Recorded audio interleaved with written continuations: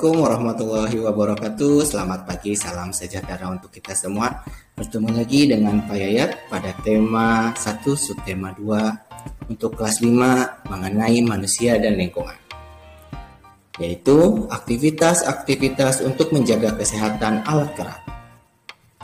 Beberapa aktivitas dalam kehidupan sehari-hari memanfaatkan anggota tubuh seperti menulis, melempar bola, makan, berjalan, menendang bola, dan mengayuh sepeda. Nampak juga dalam gambar. Anggota tubuh dapat bergerak karena adanya otot tulang. Untuk menjaga agar otot dan tulang tetap kuat, kita harus mengonsumsi makanan. Kemudian, selain makanan, kita juga harus minuman juga yang sehat serta menjaga pola makan teratur. Makanan sehat yang baik untuk pertumbuhan tulang dan otot antara lain bisa susu, daging, sayur mayur, dan telur. Untuk selanjutnya, tulang sebagai alat gerak pasif. Kamu udah mengetahui ya tentang bahwa tulang itu sebagai alat gerak pasif, bahwa tulang sebagai alat gerak manusia. Berdasarkan bentuknya, tulang dibagi dua, yaitu tulang pipih, misalnya tulang telapak tangan dan tulang rusuk. Kemudian tulang pipa, misalnya tulang paha dan tulang lengan. Kemudian berdasarkan zat penyusunnya, yaitu ada tulang rawan, misalnya tulang telinga. Kemudian tulang keras, misalnya tulang tengkorak. Itu tentang tulang sebagai alat gerak. Lanjut, tulang sebagai alat gerak manusia. Alat gerak manusia itu berupa lengan dan kaki tersusun dari tulang-tulang. Mari kita lihat gambar tersebut. Nah, di sini ada tulang kaki dan tulang lengan. Seperti kita ketahui bahwa di tulang kaki ada tulang paha, ada tulang kering, tulang betis, tulang tempurung lutut, tulang pergelangan kaki, tulang telapak kaki, dan tulang jari kaki.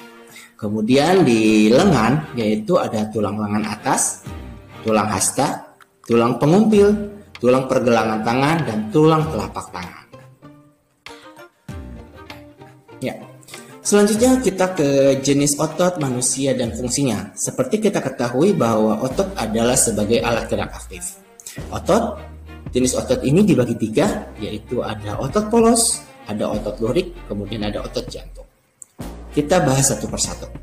Untuk otot polos, yaitu mampu menggerakkan organ tubuh tanpa kita kendalikan. Ingat, untuk otot polos itu mampu menggerakkan organ tubuh tanpa kita kendalikan. Contohnya, gerakan lambung, menghancurkan makanan. Kemudian otot lurik. Otot lurik itu menggerakkan anggota tubuh sesuai keinginan kita. Contohnya menggerakkan tangan dan kaki. Kemudian otot jantung yaitu menggerakkan jantung. Jadi bisa kita ketahui bahwa otot polos itu menggerakkan organ tubuh tanpa kita kendalikan, sedangkan untuk otot lurik menggerakkan tubuh sesuai dengan keinginan kita. Baik, lanjut. Ya, kita berbicara tentang sendi-sendi pada tulang dan macam gerak otot. Di sini ada 5, yaitu ada sendi putar, ada sendi peluru, ada sendi pelana, ada sendi geser, dan sendi engsel. Kita bahas satu persatu. Sendi putar, contohnya pertemuan tulang leher dan tulang tengkorak. Sendi ini dapat digerakkan memutar. Ingat, bisa digerakkan memutar. Kemudian yang kedua, sendi peluru. Tempat pertemuan tulang berbentuk bola dan tulang berbentuk mangkuk. Sendi ini dapat bergerak ke semua arah, seperti antar tulang panggul dan tulang paha. Kemudian, sendi pelana. Contohnya terdapat di antara tulang telapak dan tulang ibu jari.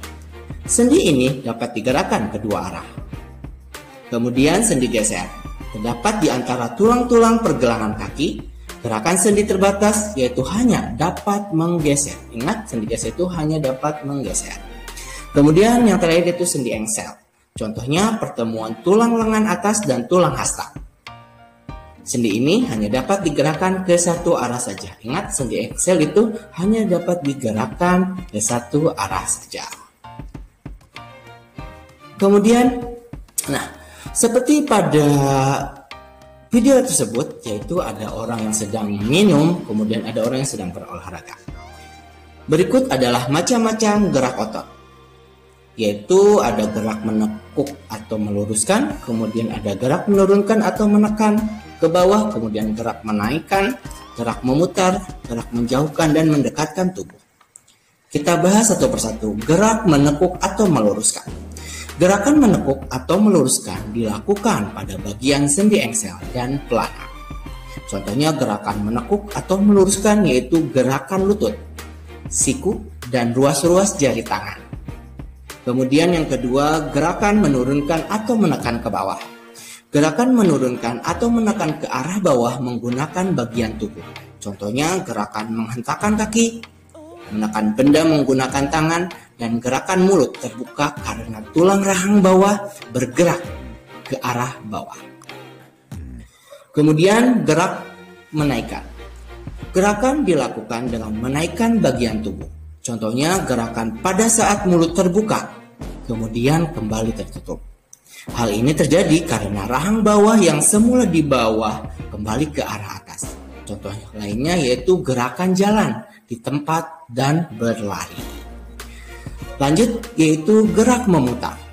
Gerakan dilakukan pada sendi putar dan peluru. Contohnya gerakan kepala menengok ke kanan dan ke kiri, serta gerakan berputar lengan. Kemudian yang terakhir yaitu gerakan menjauhkan dan mendekatkan tubuh. Gerakan ini dilakukan dengan menjatuhkan dan mendekatkan tubuh. Contohnya yaitu menggerakkan rentangkan tangan dan gerakan kaki ke arah samping. Itu adalah bagian tentang macam-macam gerakan otot. Baik, itu saja yang dapat saya sampaikan mengenai tema 1 subtema 2 muatan pelajaran IPA. Untuk kelas 5 kita ketemu di lain kesempatan ya. Wabillahi taufiq wal hidayah. Wassalamualaikum warahmatullahi wabarakatuh. Terima kasih.